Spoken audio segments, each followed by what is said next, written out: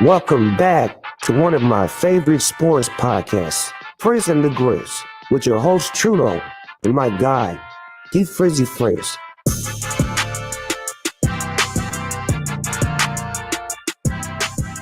Welcome back to Frizz and the Grizz. It's your boy Trudeau. Thank you for joining us live Tuesday, September 24th, or next day on podcasts, Apple, Spotify, all those fun places.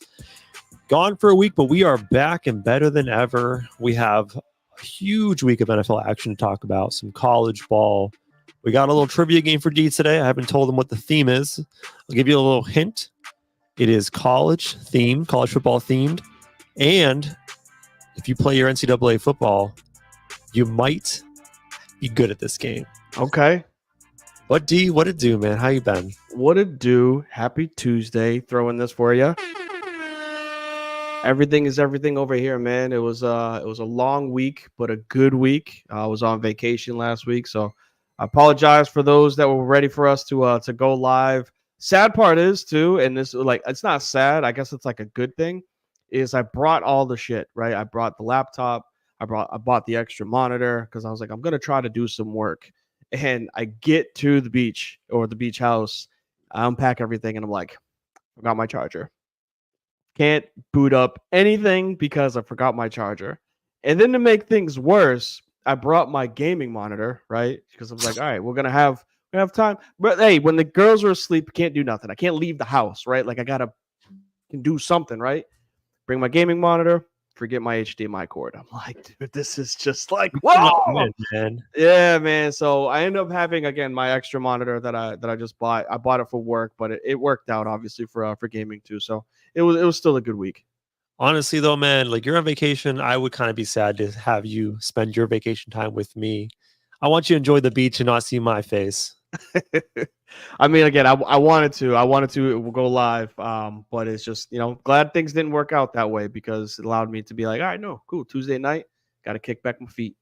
Well, I feel like week 2 NFL was kind of boring, anyways. I think this past week was pretty interesting. There was a ton of upsets, so this will be a much better week to be here for Talk Football. Sure. I went to a concert on Friday. How do you feel about EDM concerts? That's like house music, right? Yeah.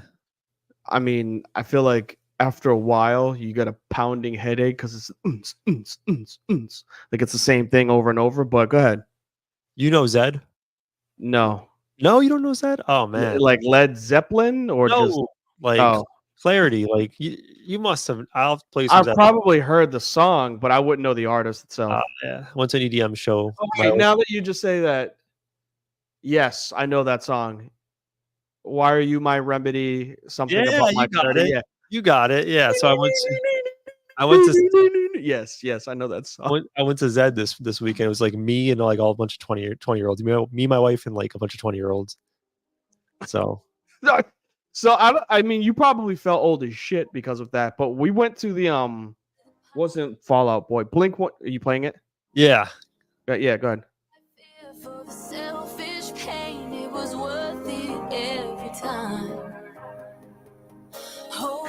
It's got a slow beat though, slow intro. Yeah, it just like reminds me of 908. Good times. But you felt old at the Blink-182 concert? Yeah, well, I was just about to say that like there were people that like were sitting there like there's no fucking way like you were alive when these people were like at their peak, but like every word to every song. And Al was jamming, obviously. I remembered like the turn the lights off, carry me home shit. Yeah. But like I didn't know any other track that they played. I was like, hey, like do one of those. Good weekend, but busy weekend. Hey, on a serious note, let's let the beat drop, and I'll come back with a serious note before we start the show.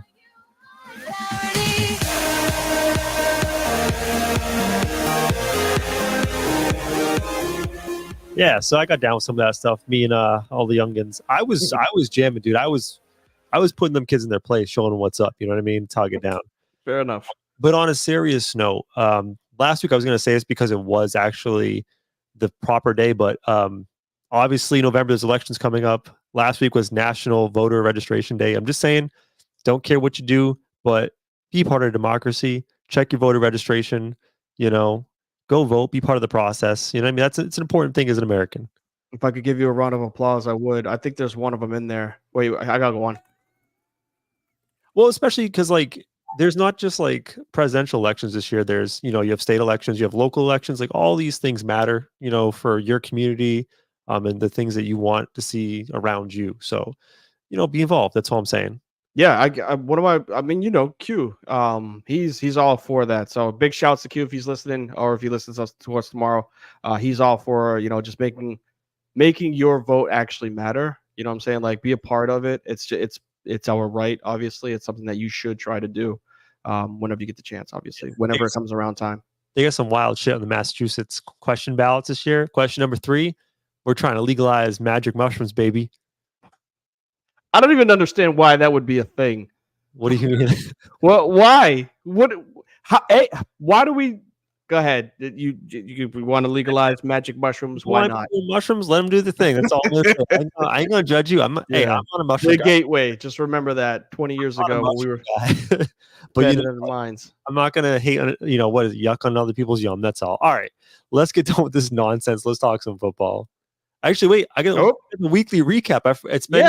It's been so long since we did the recap that I get 1 week off and look at what happens. All right, let's do our recap. Let's catch up on some of the sports headlines from the week. It's time for quick hits with my boy Trudeau. Big breaking news last week. Breaking news, Woj retiring from ESPN.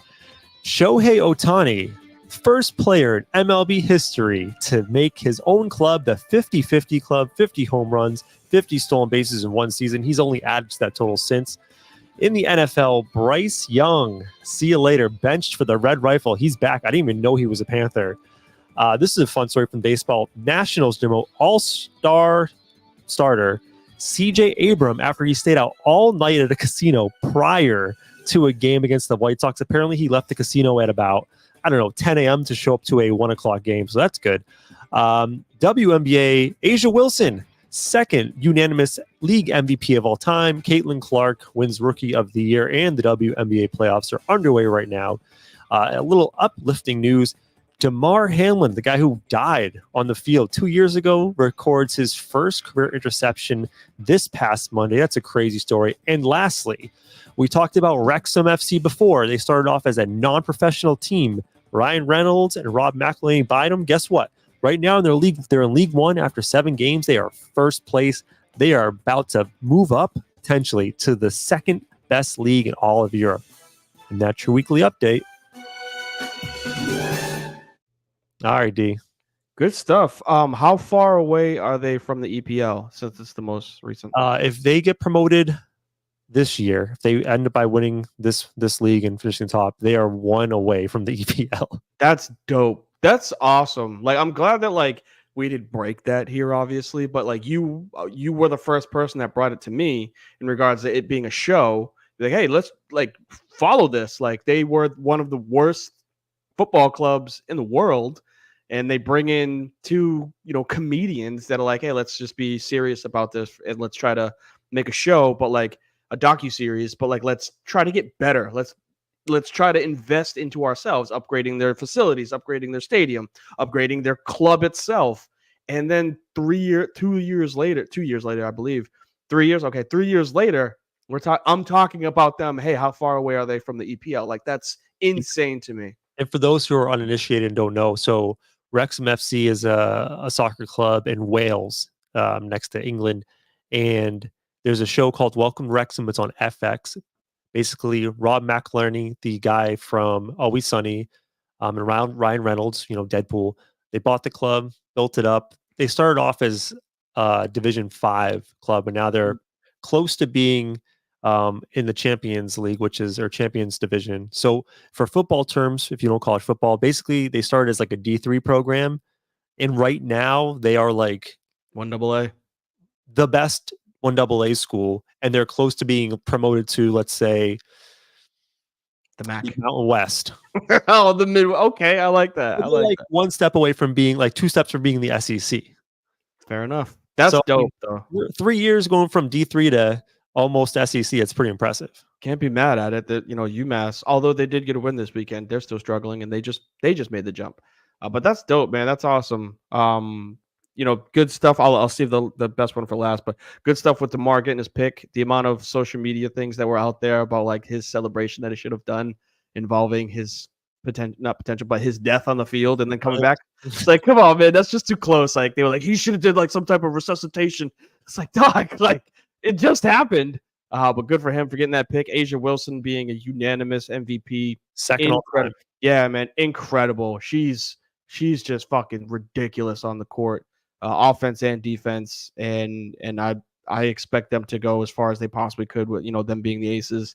But the one that is probably the most impressive, and I know we don't talk about it that much because it's baseball, dog, Shohei Ohtani, that 50-50 shit is like that is incredible. Like people were talking about, Jackie Robinson and Hank Aaron, dudes that were 40-40 guys. Shohei's a pitcher.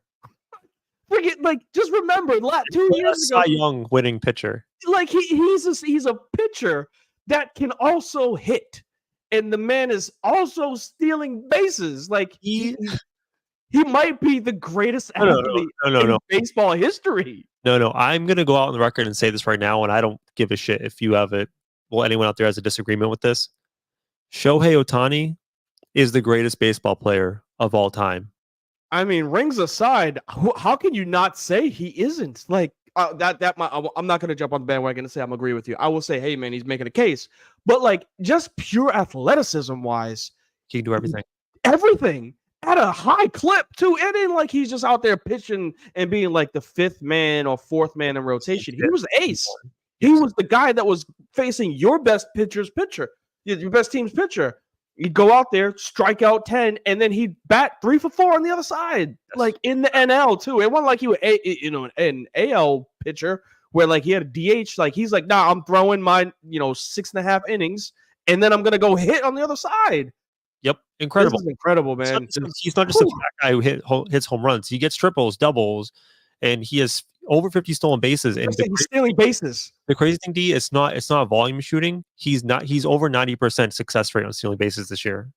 That's crazy. I'm glad you brought that up because like it was something that I watched. I was like, oh my God, like 50-50. And like you said, he's adding to it. I think he's at like 51 and 53 right now, something like that. Like ridiculous. He's setting his own records and he's a generational athlete for baseball, which is a term you don't get thrown out there very much. We tried to with Bryce Harper and the other dude that nobody likes because he does Bear Subway commercials. What's the dude? He plays for the Angels, but he's lost. Mike Trout. He's always he's always hurt. Like the league wanted him to be the guy, and then they wanted Bryce Young because of his attitude, and then now they just have Shohei. Shohei is incredible. My goodness, good for him. 3-time MVP. Like I think he's at least one Cy Young award. He's young. Yeah, he's young. He's incredible, and nobody cares because nobody watches baseball. Nope, not even a little bit. The last thing I thought was pretty crazy is just the Woj thing. Kudos to him. Honestly, he's the Woj bomb. You know what I mean? Like what else he got to accomplish? The thing is though, like that job that Woj does and Shams and like the Adam Schefter in NFL, that job sucks, dude. Oh yeah. Like you have to be on alert 24/7, answering phone calls at 3 a.m, 4 a.m. You have family events. You got to just be like, nah, I got to answer this call. I got to do this business stuff. It's a grueling job, and to do it for that long and that well, like I understand why you'd want to walk away. I don't blame him at all. I think the league's in a good spot because of Shams when it comes to reporting information. So like it's not like we're like crap, we're not going to get insider information anymore. And your boy Windy is probably plugged in more now than he ever was. Like no, he's not a newsbreaker. No, but he's more plugged into the league. Compared to what he was just a LeBron follower. 20 years ago, he legit was just assigned to follow LeBron James. Now he's more in depth in the entire NBA. So I think there's still, you'll still get these, shams, whatever they want to call them. But yeah, he will be missed when we don't, I can't use him. Hey, Woj didn't text me. Now I got to say Shams didn't text me. The biggest winner though is Shams because that has to be a lot of pressure off his shoulders. Yeah, man, he doesn't have to worry about being first anymore. Now it's just he has to be correct. Yeah. right? Like he can't be wrong because then people will start, not listening to him if that's the case. We missed a lot in the past couple weeks, so I'm glad we covered it. Let's get into the NFL stuff.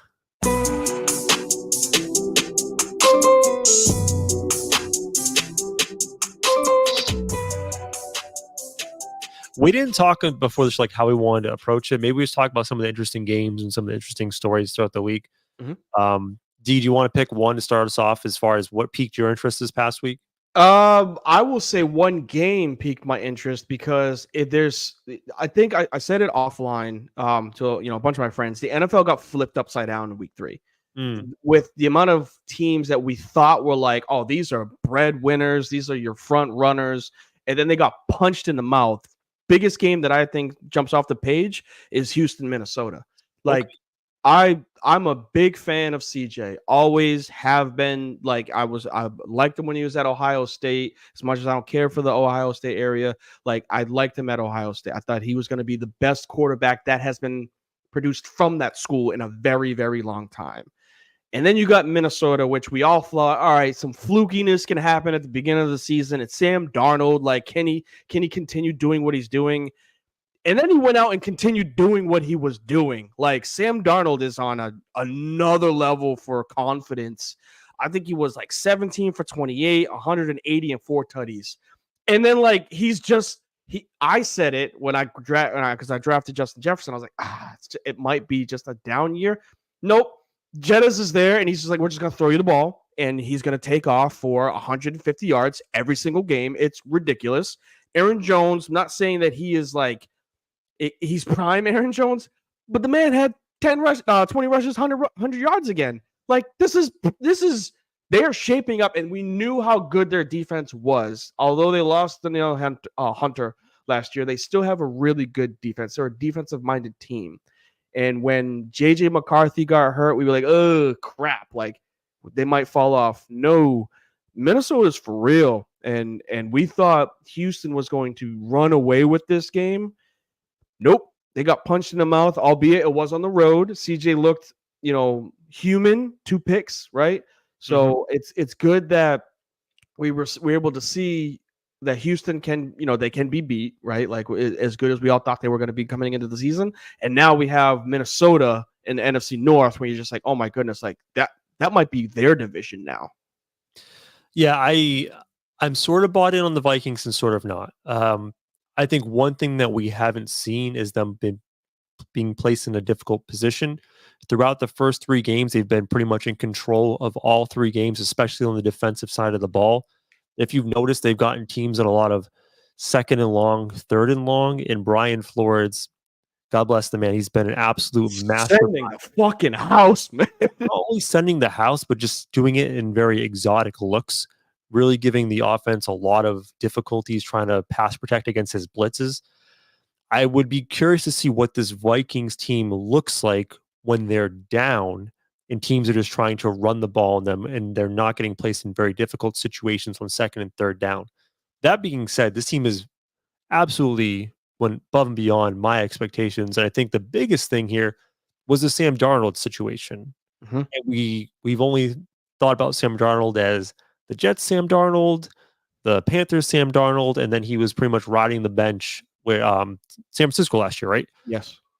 I'm curious, like I brought this to you up online, the idea that Sam Darnold might be the new Baker Mayfield, and in the idea that Baker's first couple years he was in very difficult situations with the Browns, then the Panthers, ironically enough, then he gets rehabbed with the Rams. Sam Darnold might be having a similar career trajectory where Jets, we obviously know their history of ineptitude, going to the Panthers again, which who've been a mess for 10 years, and then get rehabbed with the 49ers. So are you buying this resurgence on Sam Darnold? I want to, because he was too good at USC for him to not be good in the NFL, right? Like he's not a scrambling quarterback. He was a traditional pocket passing, very accurate quarterback when he was at USC for his 3 years. And when he got into the NFL, we were like, all right, he can take over and revamp the Jets. But we come to find out nobody can really do that now, right? Like 20 years later, there's still not a quarterback that can just revamp the Jets. It just hasn't happened. So for him to go from that situation to then the Panthers, it's not like his situation got better; it got worse. You know what I'm saying? Like we're seeing that right now with Bryce Young, right? Like they can't develop talent, and obviously they had the same situation with Baker Mayfield. So I want to buy that this could be a resurgence for him. I want to. Still very hesitant because it's again short sample size, albeit they beat Houston. Excuse me, they beat Houston and they beat the 49ers. So it's not like they beat cupcake teams, but I want to see him get a little bit more consistent over the course of the season, right? We saw Baker do that for an entire year. Now I feel as though Baker's, career, albeit not last week, but his career has been changed for the better for him. Give us, 8 to 10 weeks of this Sam Darnold, and then I'll be like, all right, cool. Like, yes, he has a destination, or he can go find a home for a better team versus having to take that Carolina Panthers paycheck. I also wonder for the Houston side of things, how much things would have been different if you had a more effective running back in the game. Obviously, Joe Mixon goes out after that hip drop tackle in week 2 against the Bears. And Cam Akers, I'm looking at the stats now, he averaged 2.3 yards a carry.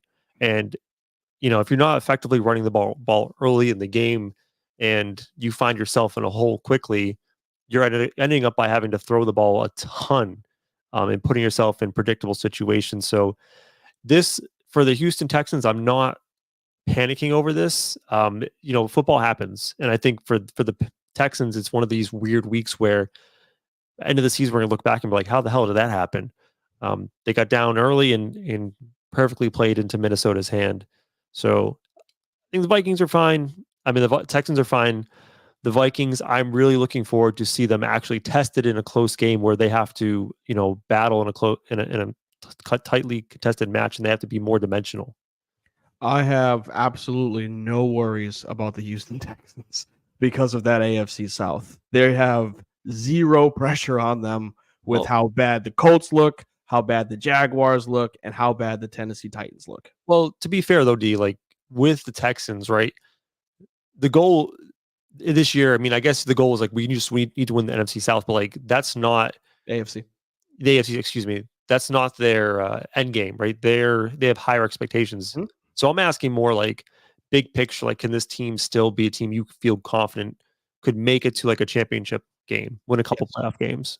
Yes, because of the quarterback. You go as far as your quarterback goes, and they have a quarterback that is strong between the ears, right? There's not a lot of quarterbacks that are. He is upper echelon, top 10 in the league, and 10 teams make the playoffs. Granted, my math is probably wrong with the exact number of playoff teams, but he's one of the top 10 quarterbacks. And usually, if they're in that situation, they have a better chance of winning versus somebody that just limps into the playoffs. Who was the quarterback for the Bucks 3 years ago when you guys made it? It was like right after the little dude. No, okay. So then who's the guy that played for the Commanders, Redskins? Heineke. That guy. The Green Lizard. Like you get a quarterback that just happens to be on a playoff team, but like he's not a top 10 quarterback. They lose. CJ is a quarterback that if he's in the playoffs, he won last year. You have to be like crap. Like we have to game plan for him because he's that type of quarterback. All right, let's transition from a team that you feel confident about still winning playoff games and making it to a championship game to a team that I'm as confidently going to say they're cooked. As how about them Cowboys, D? Yeah, I mean, I'll let you go in first because you know how I feel about Dallas. I just think they still have the same deficiencies. They didn't fix any problems from their previous years, and nothing. They're actually taken a step back in one sense. So the problems they've always had is defending the run. This team is very good when they get soft. Soft. That's sorry. Fine. Well, they're not.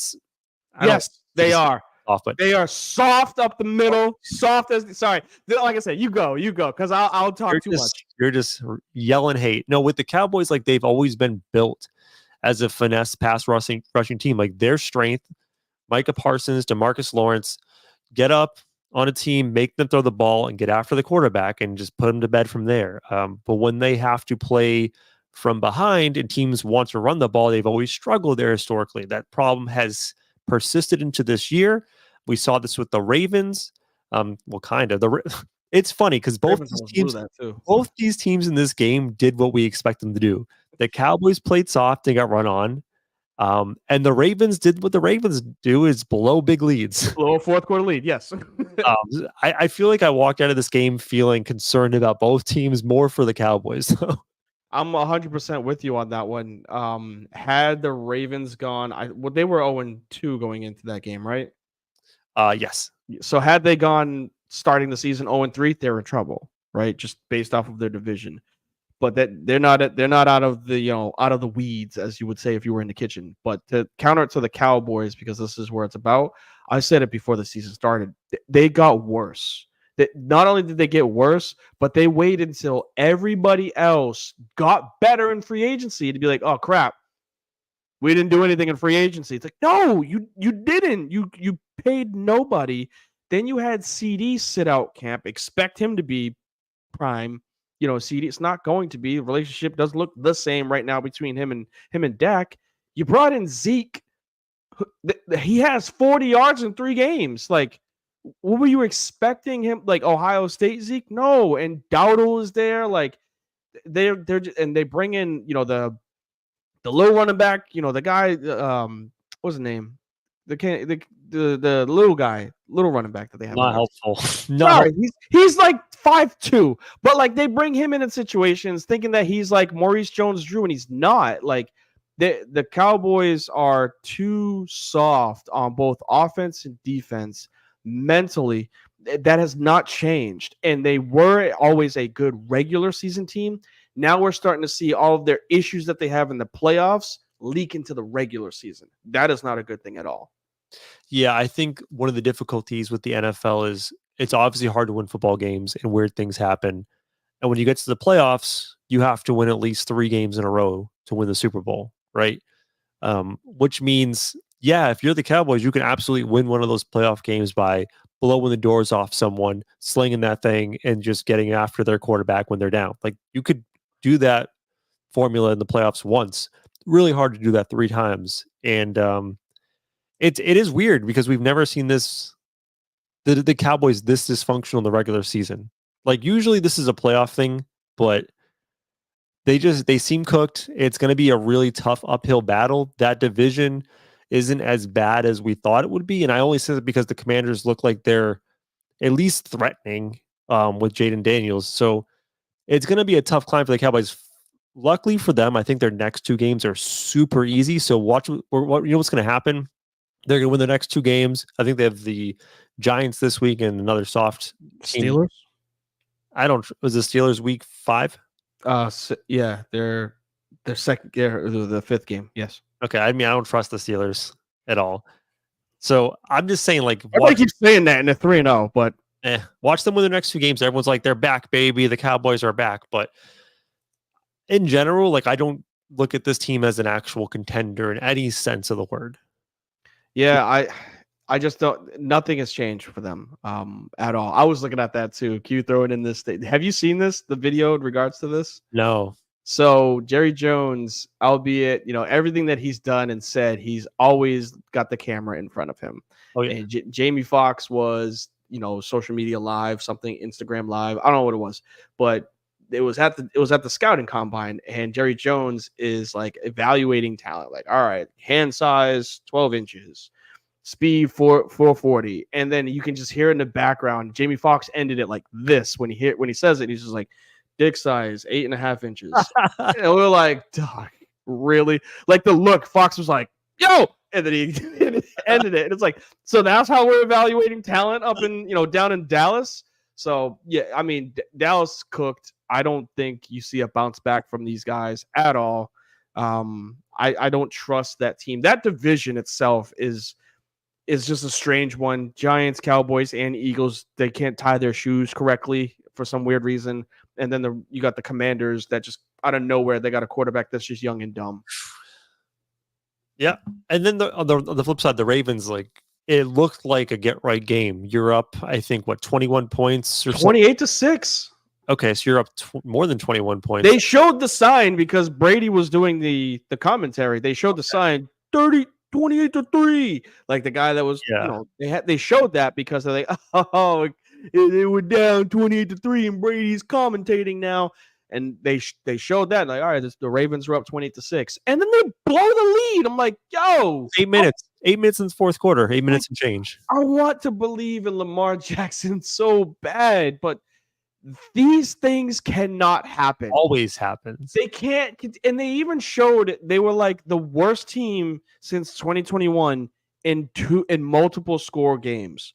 Like their record when they have a 2-score, not just 2 touchdown, 2-score, could be up 10, could be up 14, could be up 11, whatever it is. Just the other team has to score twice. They have the worst record in the NFL because they just keep blowing games, and it almost bit them in the ass. In this one, I'll some random magic of Lamar being able to make one throw to Rashad Bateman for a first down. Well, it's just like you guys can't let these types of things happen. If you're supposed to be a contending Super Bowl potential team, you got to finish games. You got to close them out. And I'm not even just going to blame Lamar on this. Harbaugh's got to start getting some slack for it as well. To be able to make the right play calls, it can't just be we're up 3 touchdowns, let's run the ball 3 times and punt. Like, put Lamar out on the edge. Put him in situations that, like, help him, that got you the lead to get you 28-6 in the first place. And they just don't do those things. And even with, Derrick Henry, which we thought would be a crazy backfield in certain situations, it's just not panning out the same way we wanted it to.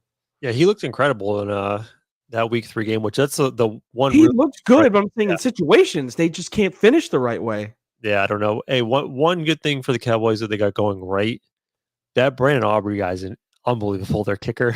Oh, my goodness. Is that the guy that kicked it like 65 yards? It's like automatic. It's insane. It was nothing. Like, he lined up, kicked it. Yeah, because he's one short of the record. I think the record is 66. He kicks the 65-yarder and just, all right, guys, let's get back to the huddle. It's like, yo, you made it, like, and you had like 10 yards to spare. Like, it wasn't like it just made over the crossbar. Only kicked it 65 yards like it was nothing. And he had the perfectly executed onside kick to give him the ball back. Again, that's just the Ravens being the Ravens, though. Yeah. Another game I just wanted to touch on, only for the Bryce Young angle, was what the Panthers.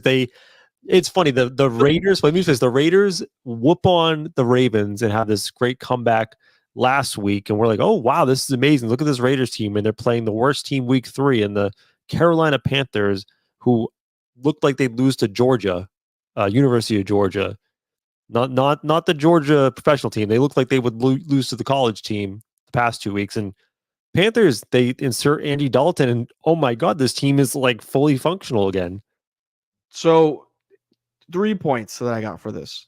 First is the best situation possible could have happened for Andy Dalton, right? Whereas he has nothing to lose. He is in a grip it and rip it mind frame that we saw Joe Flacco, who came up off of a couch last year. Andy Dalton could have thrown 3 picks in that game, and they wouldn't have subbed him out. Like, he's in a win-win situation. So that's one. Second, the Raiders legit did not show up. They chose to just be like, we got this one in the bag because it's the Panthers. So that harms you when number one happens, when Andy Dalton can just go out there and play, if the team that he's about to play just doesn't care to show up. And then the third one, which is the most important, that I think a lot of people forget about this in the NFL, teams are more inspired when the backup locker room guy plays versus the starter that sucks. It happens every single year with someone. Look at the Jameis Winston situation. Look at the Baker Mayfield situation. Every time there's a guy that, like, crap, like, we got to go out there and try to win this game with Bryce Young, and then insert backup quarterback, everybody goes, yo, we got a chance. Let's play our asses off. And it's like, yo, man, like, why weren't you playing like that for homie? But you do it with him? So I feel like you're dancing around. You're trying to put as much defense for Bryce Young as you possibly. No, because look, I think they did him wrong. I think they did Bryce Young wrong, because he's been in a shitty situation.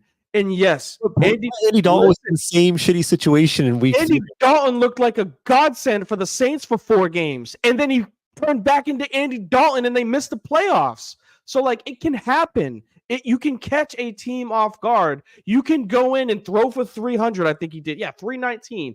You can throw for 300 in one game. But don't tell me that, like, oh, yeah, Bryce is the problem because Andy Dalton can come off the bench and do it. Look what fucking Joe Flacco did. That's fine. Joe Flacco played no games for 3 years and then came off the bench and threw for 500 yards for 5 straight weeks. Come on. Yo, I'm not saying that Andy Dalton is a savior, just like I wasn't saying that Joe Flacco was a savior, but there's the same common theme. The first guy ain't it, right? And that's the case of Deshaun and the case of Bryce Young. Like, at this point, the writing's on the wall. Maybe Bryce Young could leave somewhere else and needs to resurrect his career, but like, he ain't that number one pick they thought he would be. Like, if he was it and the situation was just bad, Andy Dalton wouldn't have looked like that in week 3 against the Raiders. Like, I get it. There's a little more juice with Dalton coming in. But like, you can't say Bryce Young is your franchise quarterback and then have Andy Dalton's old ass, who's been bounced around the league for the past 7 years, come in and look like fucking Tom Brady. Like, I can understand your point of view, but at the same time, like, maybe then at that point, Bryce Young's just super mid and you got some juice from Andy Dalton. If he was actually that dude that you can build your franchise around, it wouldn't look like that. The thing that I would say to this is you can't have, because of his stature, right? He is 5'10", 190 pounds, maybe 200. Because of his stature, you have to form the team around him a specific way. The Saints had to do it for Drew Brees because he was shorter. The Cardinals do it for Kyler Murray because he's shorter. The Seahawks did it because of Russell Wilson being shorter, right? They drafted their team and they built their team as if they have a 6'4", 6'5" quarterback.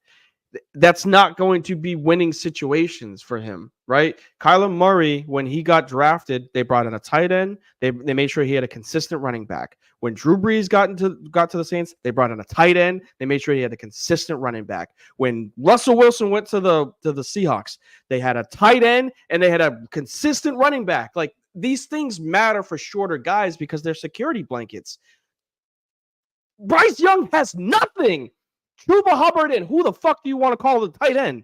You know what I'm saying? Like, so I'm not going to say he's off the hook because he's an NFL player. He was drafted number 1 overall. He has to be better. Trust me. I get that part. But you also have to surround him with the pieces for him to be successful. And they didn't do that. They drafted as if he was CJ Stroud, and he's not.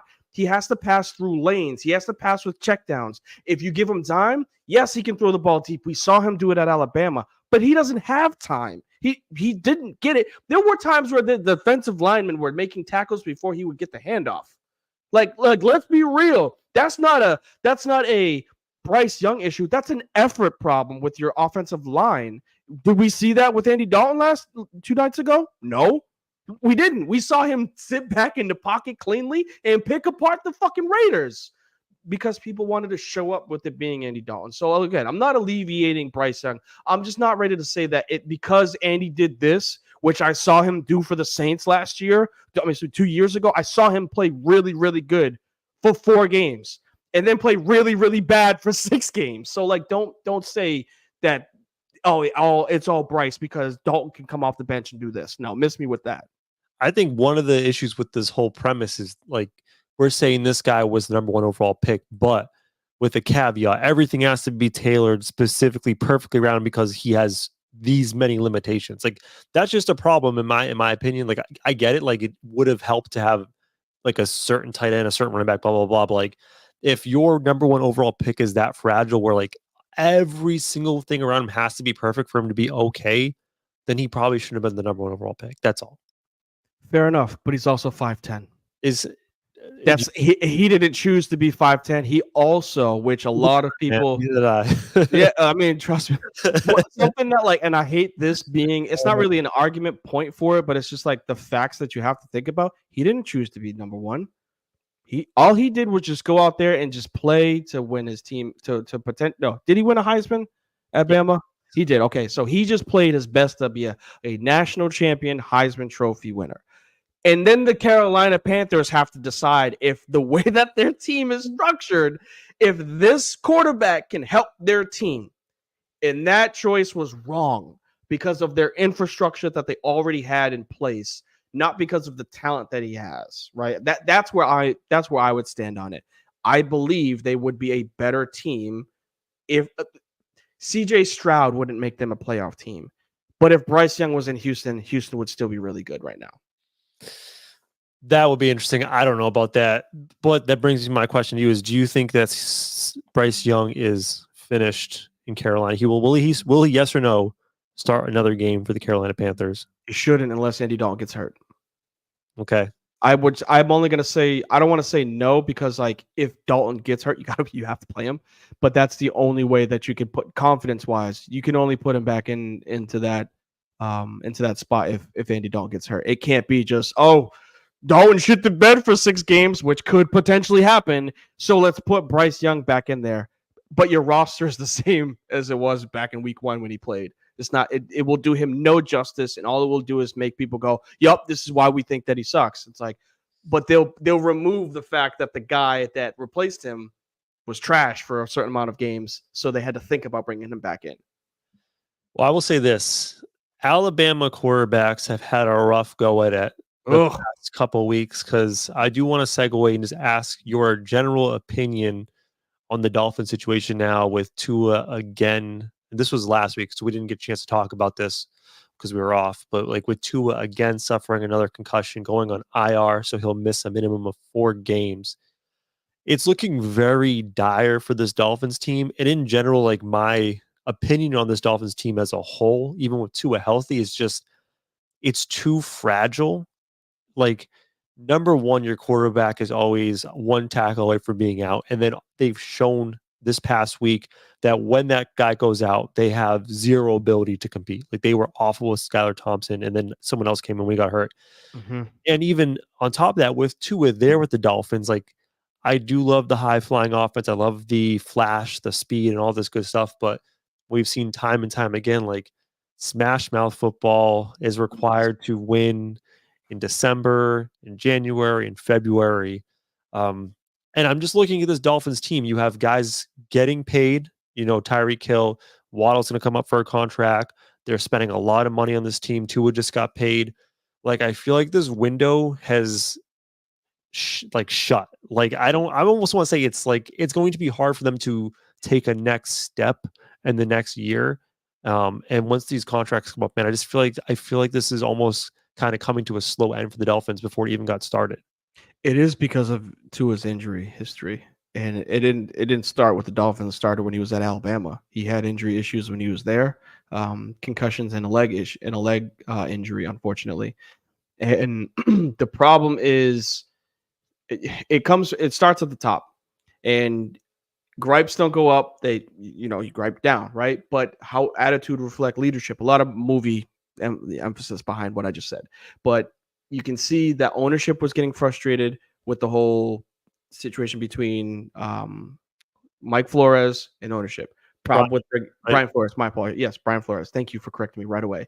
But ownership wanting one quarterback. Brian Flores. What was it? Tua and Fitzpatrick, right? No. It was the rookie quarterbacks drafting wise. Was it Mac Jones? It might have been Mac Jones. Anyways, either way, there was a quarterback that they wanted, and Brian Flores did not want Tua. They drafted Tua. So problem there already. They get rid of Flores. They bring in Mike McDaniel, and he's the laid back, cool, calm, and collected guy. Tua gets injured. They freak out. They lose. They come back the next season. They have a really good season. Mike McDaniel still cool, calm, and collected. Tua gets hurt. They lose in the playoffs again. So, like, back to back. Year 3, they know Tua gets injured again. Mike McDaniel is no longer Mr. Cool, Calm, and Collected. He's showing his frustration, which is now filtering down to the team being frustrated. Jalen Ramsey being pissed off. Tyreek Hill being pissed off, not getting touches, obviously. Devin A-Chain, fresh off of having an incredible rookie season, looking disheveled on the sidelines. Like, these are now the things that have trickled down, which started at the top because of the friction of drafting Tua Tagovailoa. 3 or 4 years later, it's like, crap, like the window's not shut, but it sure as hell is barely creaked right now, because how do you, as a human being, if you're Mike McDaniel, how can you bring back Tua and start him.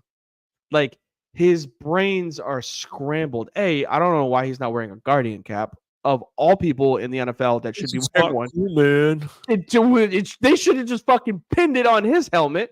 But second, like as a head coach, you still have to look out for the well-being of your players. Tua's never going to take himself out.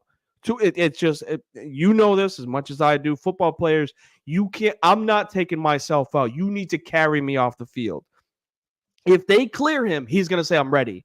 Mike McDaniel has to make the decision on, hey, man, we want you to be alive in 15 years, or you end up like a Wes Welker where you can't walk at 45. Like, it's a hard decision, and I don't know how you make this. They gotta play somebody. Skylar Thompson is very, very bad. For them to not have a backup plan with the injury history that Tua has, I don't know why Skylar Thompson and Tim Boyle, the guy from the Jets, a couple seasons ago.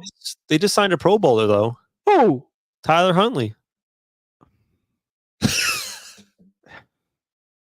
I know you get. When you're throwing the Pro Bowl thing, man, just like you did with Mac Jones, yes, that shit pisses me off. Man. Mac Jones is a Pro Bowl quarterback. Riddle me that. His grave. He can go to his grave and be like, I was a Pro Bowl quarterback in the NFL. Yeah. So was Tom just Tupa. like Ray Gunn in the Olympics. Oh my goodness. But no, it's dead serious though. Yeah, I won't say that their window is shut, but the only way that it stays creaked is if Tua plays. But how the hell do you play him? It just somebody could sneeze near him, and like we talked about, and I'm getting frustrated thinking about this. Dragged in the rabbit hole. Well, because like I said, I was like, look, man, he went the entire last year. I was like, he went the entire offseason learning how to fall the right way, making sure he's not going to get hurt again. He played great for 14 games last year, and then gets smacked in game 15. I'm like, yo, what the hell? And then this year, hey man, you're playing decent, 65% completion percentage. You know, you didn't have as many touchdowns as usually you have to start the season, but you're playing consistent.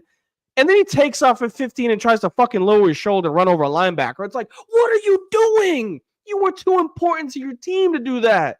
And he just doesn't learn. This is 4 years here and 3 years when he did it at Alabama. So he's just not going to change. And the Dolphins, knowing he's not going to change, don't have a backup plan. Well, they had Mike White, and they didn't want to pay the extra money for a good backup quarterback, so they cut him. Ugh. And look what happens. Is Mike White even on a team right now? Maybe they should go get Flacco. Probably. Maybe the Dolphins just need Flacco so I can prove the point of everybody that says Andy Dalton is better than Flacco's in Indy, right? Is he in Indy? He's a backup in Indy, I believe. Maybe. I saw a little picture, a stupid side point, but like I saw something on social media and like the caption was "Time flies" and it was Flacco holding his daughter, and then like they showed a picture of him holding his daughter when he won the Super Bowl, and they were like, "Time flies." It's like, yeah, people get fucking older. Like, how is this who's getting paid to put this post on social media? Because if that's all you have to do is just like put a picture of somebody 10 years after they win the Super Bowl of them holding their daughter still, like, pay me that money. Hey, man. The caption said "Time flies." I was like, no shit. Like, it was 10 years ago. What the? We cannot take another week off because I feel like there's a lot of pent up anger and takes.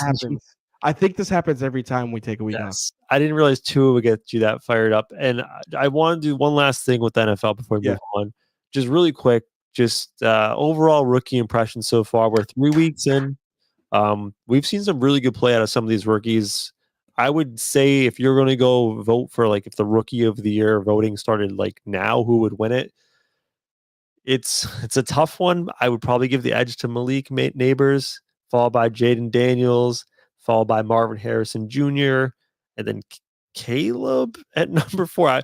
I would even maybe say Bo Nix at number 4. But it's been some of these rookies have been super impressive so far. Really quick, D, like what are some of your impressions of some of these guys? I saw a post that said drafting an LSU wide receiver is like drafting a Kentucky guard.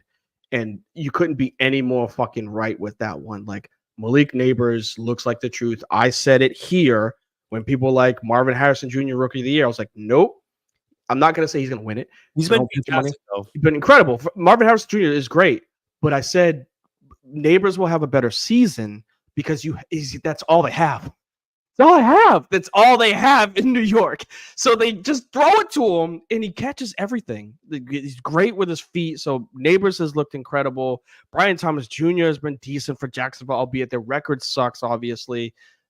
Brock Bowers, you didn't mention him, has been one of the best tight ends in the NFL in a down year for tight ends across the league. Yes, I was going to use that as the caveat, but where we don't have Travis Kelce or Kittle because he's hurt, or Andrews because he's coming off an injury, you got to have the next. Oh, Laporta just went down too. You got to have somebody, and Brock Bowers is just consistent in Vegas right now. So Caleb Williams is, he has the prime rookie effect. He looks phenomenal in one play, and then the next play he looks like a rookie. You're like, whoa, what are you doing? Like, you just scrambled around for 10 minutes and then threw it into triple coverage. You can't do that. And then Jaden Daniels, obviously Heisman Trophy winner. Last night was, I believe, the coming out party. We talked about it offline. 2 incomplete pass. He had more touchdown passes than incomplete passes, and they weren't dinking dunks. He threw a 40-yard dart to Terry McLaurin to seal the game on 3rd down. Got smacked in the mouth. Also, weird point, but I don't understand why nobody does this in the NFL. Jaden Daniels, and we talked about this when he was at LSU, was the best quarterback in college when you blitzed him. He stared at it. He's like, oh, you're in man-to-man? Perfect. I got Brian Thomas. Perfect. I have Malik Neighbors. I'm just going to throw it to them. And he's doing the same thing in Washington. They blitzed him all night, and he went 11 for 11, 2 touchdowns. Stop blitzing him. Just make him have to make a decision if you're playing zone, and maybe you'll slow him down. But he's like, oh, you're blitzing me? If you don't hit me, I'm taking off for 10 yards. If I can't scramble, I'm just going to throw it up to my fucking athlete, and they're going to make a play. And they did every single time. So, yes, these rookies look great. Not a very technical analysis of Jaden Daniels for what I'm about to say. Oh. But he throws a fucking beautiful ball. It's incredible. That matters. A bullet. It is a bullet, and it is tight, and it comes in hot. Like, that ball is one of the best thrown balls I've ever seen. The only quarterback that has gotten away with throwing shitty passes for their entire career, but they were still very accurate, is Peyton Manning. Go look at the way Peyton Manning throws. All of his passes were very, very wobbly. People make fun of it because of that. If you don't follow football, then you're like, why does that matter? It's the way that your receivers can catch the ball, and obviously the way that it travels through the air, how fast it can get to your receiver. Jaden Daniels puts that ball in a line and makes sure that it's accurate, and it's in the only place that his receivers can catch it majority of the time. I think he's throwing for like 70% right now, 75% completion percentage. And dumbass corner for who they played last night, the Bengals. Some random 5th string corner was like, the only reason why he's accurate is because they dink and dunk the whole night. And I was like, motherfucker, he threw that 40-yard bomb on you. What are you talking about? You sound dumb when you say things like that. Like, he only dinks and dunks the whole night. But then, like, the game-winning touchdown was 40 yards in the air on your head. Like, shut up. Go ride the fucking pine. Bengals are in trouble, man. The defense is bad. Let's move off the NFL stuff. You feel good? I don't even know if I have the passion to talk about college, but we could. Oh, trivia, cool. Let's do that. Let's help you chill out. I got a trivia segment coming up. Cool.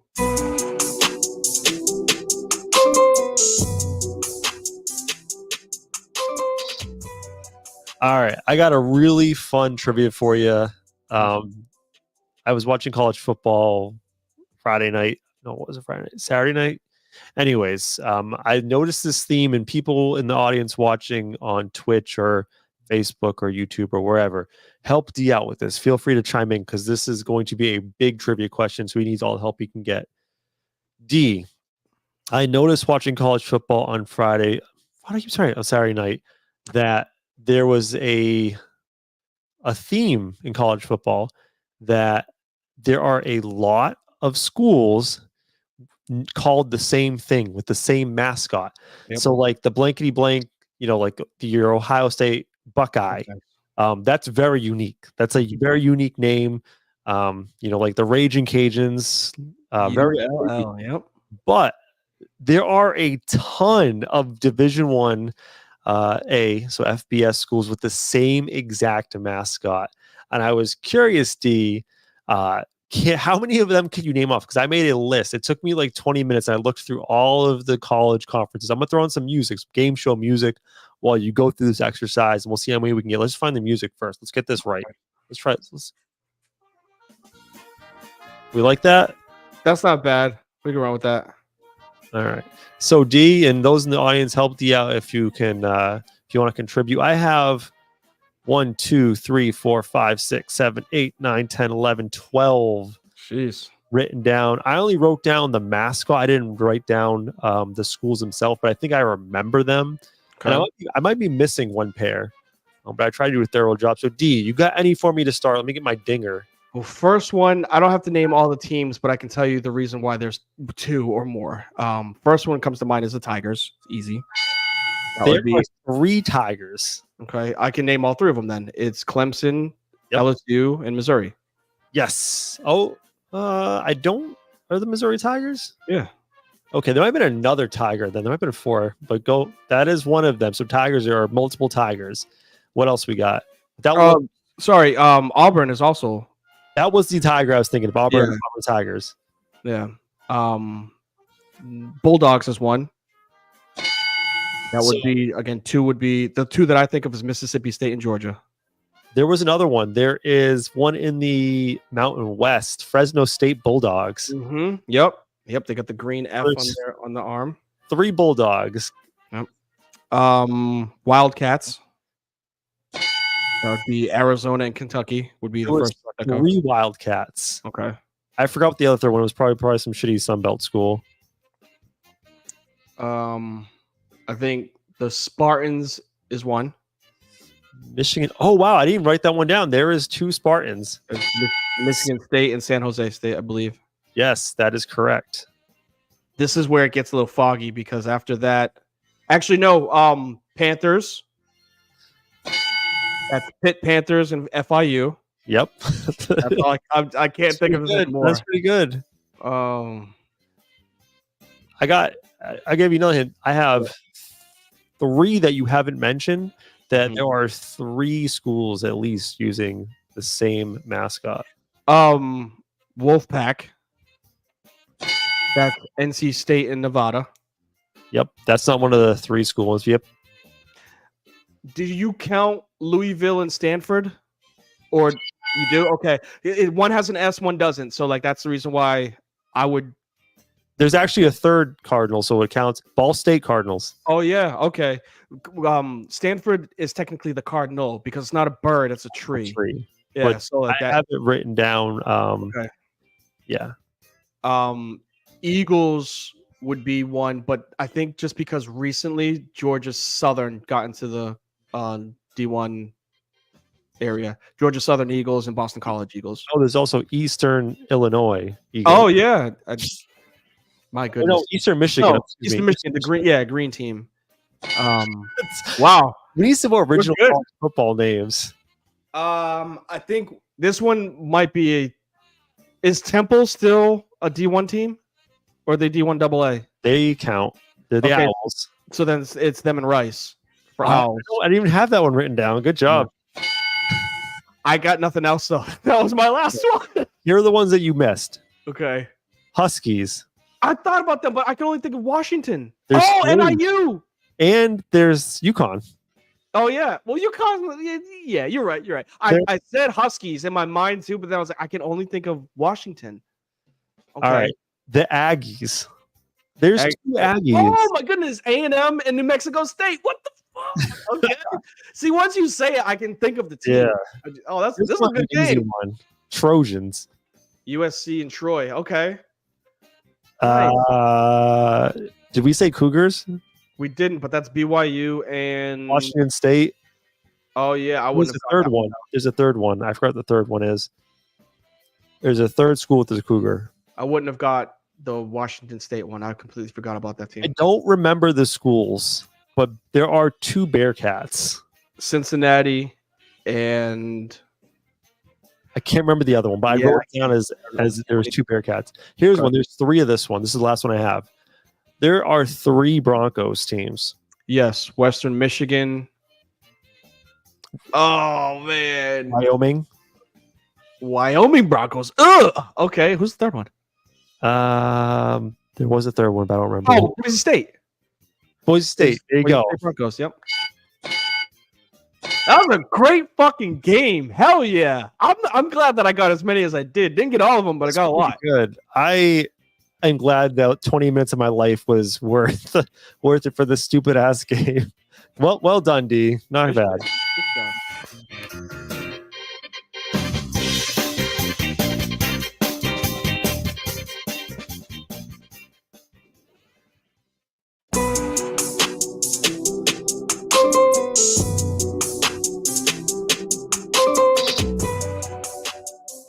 It's a good segue.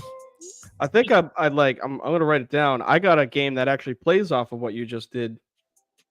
But I don't want to give it away because then you can just do the research. So so I think I have one that could play off of that at some point. It doesn't have to be right away. Yeah, save it for another episode. We got you. So we're segueing into just a quick college football catch up because it's been a busy 2 weeks of college football. I have to for next week update my fraud list. I think that's gonna be a running theme where I just update.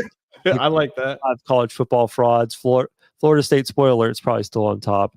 But yeah, just a quick catch up on some of the college football happenings of the past 2 weeks. D, where do you want to go with this? First one is the one that jumps off the page, which I think they may have been on your fraud list. That was NC State. Oh God. Clemson beat the brakes off of them. I know that it ended up being 59-35. It was not that close by any means. I think they scored NC State scored the last touchdown with like 10 seconds left, trying to cover the spread. They still didn't do that. Like they got smacked at home, a very embarrassing loss. To which, those that play the college football game think that NC State is really good. They're not. Highly overrated this year for some weird reason to start the season. So that was an unfortunate game to see turn out. A great game that happened Saturday afternoon, USC and Michigan. For your list that you said that Michigan was cooked, I'm not saying that they're like a contender by any means, but it's good to see some fight in them, especially when USC was a team that undefeated. Go ahead. How do you feel about that win by Michigan being an LSU fan? Because just like playing connect the dots with college football, I didn't think Michigan was particularly great this year. I thought they were overrated. They did get a win against USC this weekend. USC's big win is against LSU, who since that first game hasn't looked great. So I almost want to say maybe the LSU win wasn't as impressive as we originally thought for USC. Maybe not. And things happen weird on the first Saturday, of college football, right? Like a lot of teams don't take that game because of that, right? Like it's like, oh, it's a ranked competitor in a split field, right? Like no home field advantage. So I'm not going to say that like it really doesn't matter for USC or for LSU because it will come college football playoff time. But yeah, I think USC is more closer towards, a 10 to 20 ranked team than they are 9-1. And I think because of that first win of the regular season and the way that LSU has looked after that game, you're like, all right, well, maybe both teams weren't really that great to start the year. The one thing I wanted to call up is that we both talked about the Colorado game. That was an incredible finish to that game. They obviously pulled off the victory. Two things I noted from that game. Number one, like I have been shitting on Colorado from week one and Deion Sanders. For 2 years. For 2 years, yeah. But one thing you can't deny is Shedeur Sanders is unbelievable. He is the real deal, and he reminds me so much of Lamar Jackson. Just the way he escapes the pocket. He escapes but stays in the pocket at the same time. Like he can dance around the pocket, uses agility, and he's not just going to break the pocket and run for 3 or 4 yards. He's committed to the pocket and incredible accuracy, just an incredible player. And I can see why he's being evaluated as a potential top 5 NFL draft pick this upcoming year. Secondarily to that, though, is the issue that has been plaguing this Colorado team for 2 years now is their lack of discipline. Just like dumb penalty after dumb penalty after dumb mistake. And that's just one thing I'm just curious, like what is going on behind the scenes in Colorado with their football team? It just seems like it is a very undisciplined, unserious program. Like you can bring in all the 4 stars and 3 stars and 5 stars you want, but like if there isn't, I don't think any 5 stars, but like if you're not coaching it up and creating an atmosphere of like doing the right thing play after play, you're not going to find wins and string wins together and be serious. 100%. And I'm not going to even pin this on Coach Sanders for that. I would say it's more of just the maturity of the player that has to come into that school, right? A lot of the times, Colorado's not recruiting, like we just said, 5-star NFL aspiration players that are going to be disciplined. Colorado is still recruiting 3 and 4 stars and getting people from the transfer portal, right? Like that was their biggest, key to bringing in people. It wasn't recruits that have NFL aspirations. Travis Hunter is a transfer. Shedeur Sanders is a transfer. Shiloh is a transfer. Like these are all guys that like they weren't recruited by the University of Colorado. So you got to think of, although they outkicked their coverage with that TCU win last year, they're still a 3-star prestige team. Like that's just the players that come into their school. They just get more notoriety. They get more publicity, probably the best word. They get more publicity because of the players that they have on their team. They have freakish athletes in Travis Hunter, and they have one of the best quarterbacks in college in Shedeur Sanders, and the most famous college football coach in college football right now, Deion Sanders. But once, once Shedeur and Travis go to the NFL, Prime's out of there. And you're going to see Colorado be exactly what they have been prior to the, Sanders being there. And you're going to see Sanders going to a team that actually can get recruits. And you'll be able to find out how well he actually can coach when he has talented players versus just people that are trying to be on a football team. Is he going to fix Florida State? He would have. I think he should have went there in the first place. Imagine Shedeur Sanders and Travis Hunter being at Florida State. Oh, my goodness. That would have been ridiculous. You thought, Jordan Travis was good. Oh, he was. Obviously, he was great when he was there. Sucks that he got that knee injury. But imagine Shedeur Sanders. Imagine seeing a Sanders jersey a Sanders last name on a Florida State jersey. Like, just come on, bro. Like, you want to talk about sales. That in itself is going to bring people to that school recruiting-wise. But no, at the end of the day, I think you saw how good Shedeur Sanders is as a quarterback, to the point where I was texting you as it was happening because I was like, oh, dude, this is absolutely ridiculous. Sanders threw. This is how good he is. He's dropped back to throw. And to make your point about Lamar Jackson, actually, is I wouldn't compare him to Lamar Jackson because he's more of a pocket passer. He's quick. I'll give you that. I was just more of like the way Lamar stays in the pocket while like doing these insane elusive moves. Like Shedeur has that. Okay. Yeah. But yes, his eyes are always downfield. He is not a scrambling quarterback. This is not a guy that when he gets to the draft, they're like, hey, you gonna think about playing wide receiver? No, they're not going to say that. But anyways, when it comes to his way of playing quarterback, so the way that game tying drive and then it led to them winning in overtime is this man dropped back to throw. Got absolutely crushed on third down as he throws the ball 50 yards in the air and hits his wide receiver in the chest and he fucking drops it. Like at the 2-yard line, he just drops it. And what do you do usually as a quarterback? You get pissed off. You're like, what the fuck? Like, that was our chance. He goes, dusts himself off, snaps it, and then throws the fucking touchdown the next play. Like, that is insane. That you know it's coming as defense. He can only throw it into the end zone. You still couldn't stop him from that happening. Travis Hunter did what he could, obviously, on the defensive side of things in overtime, forcing that fumble. So just like for those that were able to stay up on a Saturday night and watch, a West Coast game that ended at like 1 a.m, an incredible game that, like you said, it just proves that he is as good as advertised, as a quarterback. And Travis Hunter is a potential Heisman Trophy finalist. Not going to say winner, but he's definitely a finalist. And at the end of the day, both of those boys are going to be top 10 draft picks, rightfully so, as was the goal when Coach Prime went there. The last thing, like I know we're running late on time, but No, sorry. Ty, he hasn't been here in a while. So for him to bring up saying he's going to be a Bronco is absolutely wild after drafting Bo Nix. Like, and he's probably going to say, I'm talking about Travis Hunter. Nah, y'all got Bo. Stick with Bo. Bo had a good game last week. I'll give him that. Bo is death by 1,000 paper cuts throwing that, slinging that thing. Yeah, we'll say one real quick thing, and then maybe just throw out our gambling picks of the week really quick and hit closing takes. Dude, North Carolina football is down bad right now. NC State losing to James Madison. They got no. North Carolina lost to North Carolina losing to James Madison. NC State getting smacked. Duke football is awful. Like NC North Carolina football, college football. That is football in general because you have the Panthers too. Yeah, it's the Panthers. Just football. Anything's going to Pistons. Time to be a football fan in the state of North Carolina where you're at. It's great for ticket prices, but awful when it comes to experiencing and having fun watching a game right now. All right, gambling picks before we get to closing takes. Yeah, let's get them. I'm not even going to do the sounder because it's just time. My picks, rat-a-tat-tat. NFL, I'm taking Cowboys -6 at the New York Giants.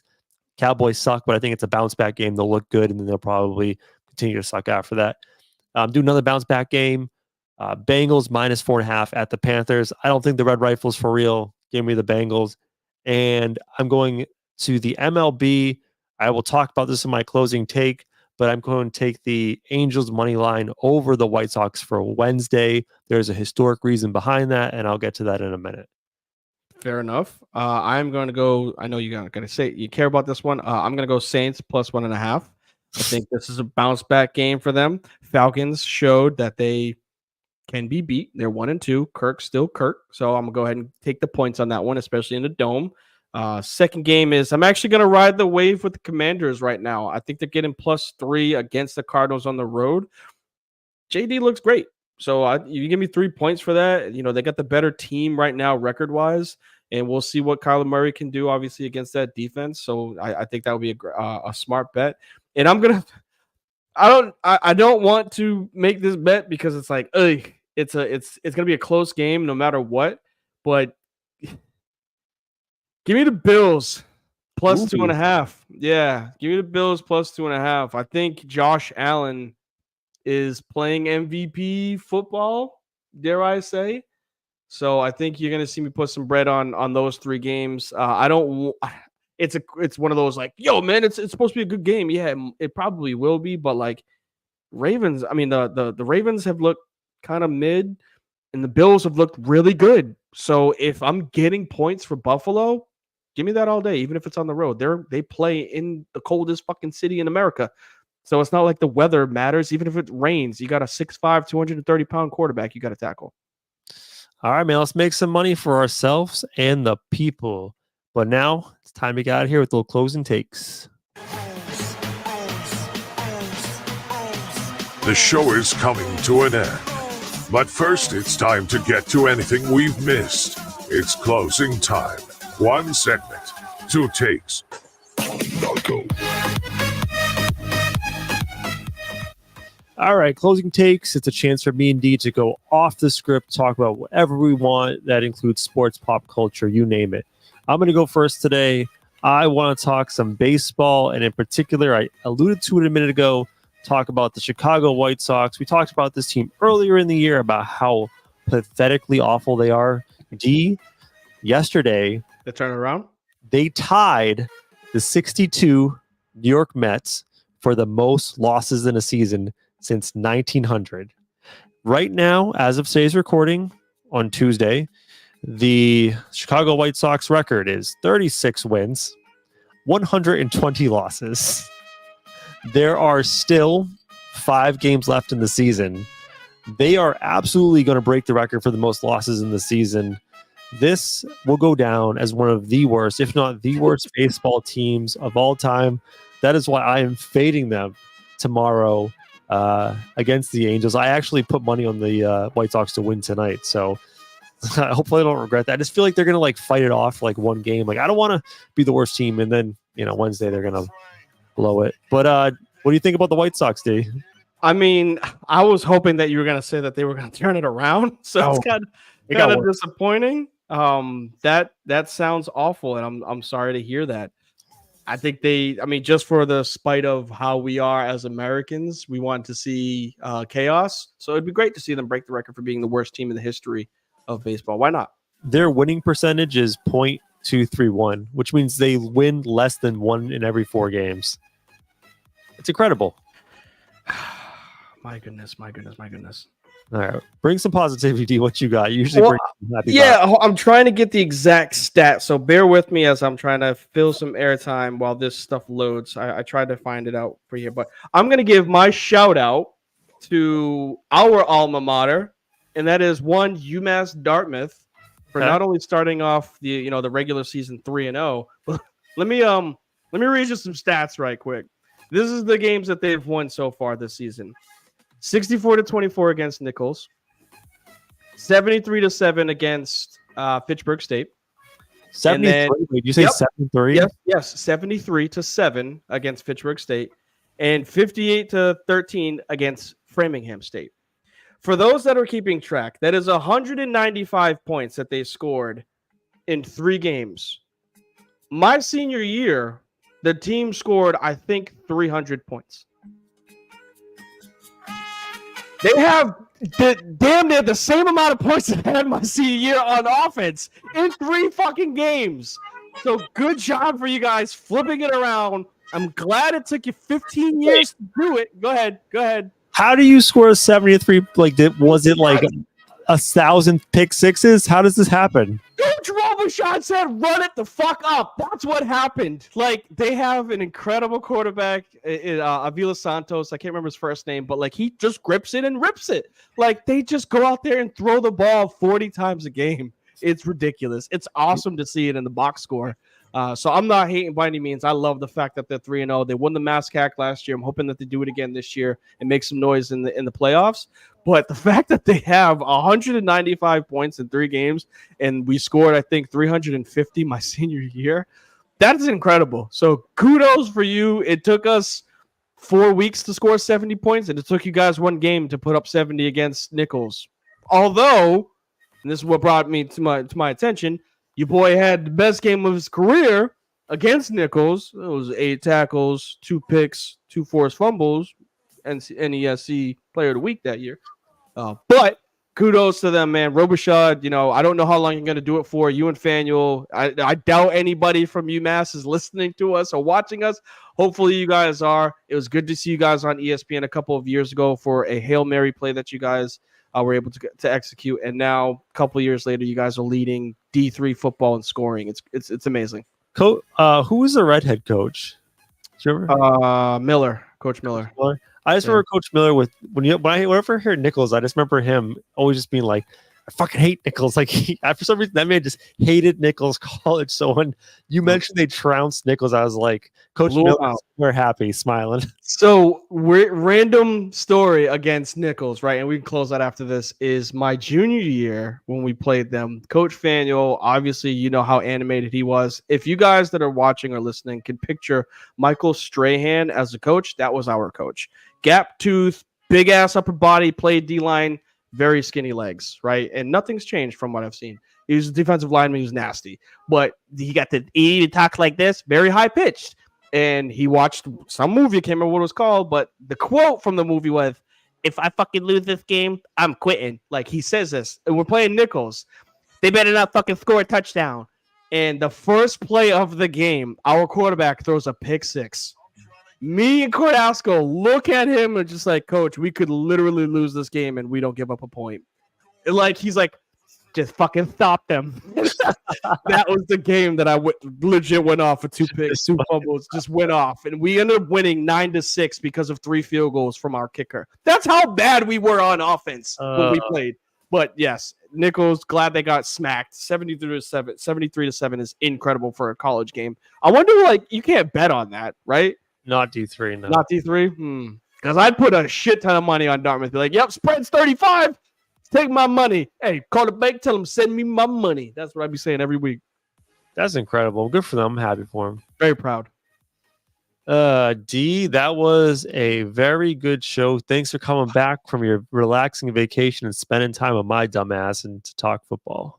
exhausting. But I love doing this. We love doing this. And I'm sorry that I couldn't bring the entertainment to you guys and gals that are able to listen to us and watch us live. So it's a testament to you all, and we will give every single one of y'all that are watching and listening a huge shout out, because next week, 100, your boys have reached not only 2 years of being live, but episode 100 will be next week. An incredible roller coaster ride that we've been able to attend by doing this. Not gonna lie, I didn't expect it to go this long. I didn't expect us to have this many episodes, and more importantly, be as fun as it is, and not like a job. You know what I'm saying? Every single week that we do this, and it's all a testament to you guys that are listening, you guys that are watching, spreading the love on all socials, which leads me to go ahead and promote. Let's do it right now. Every time that you guys are ready to listen to us, you can find us on Apple Podcasts, Spotify, YouTube, Twitch, Facebook, TikTok, X-Pac, whatever they call it. I think it's X. Sorry, not Twitter. We're not on TikTok. We're not on Instagram, but one day we just might be, if the feds don't close that down. You can find us on our website, which is at the bottom, frizzandthegrizz.com. More importantly, whenever we're heading up out of here, make sure that you guys be a friend, say something nice. You never know what it could do for somebody.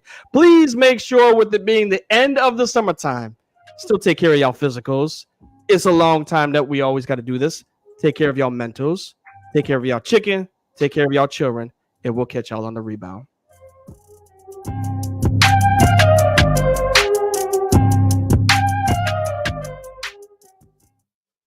Where are we at in society today? Come after me. I'm a man. I'm 40. I'm not a kid.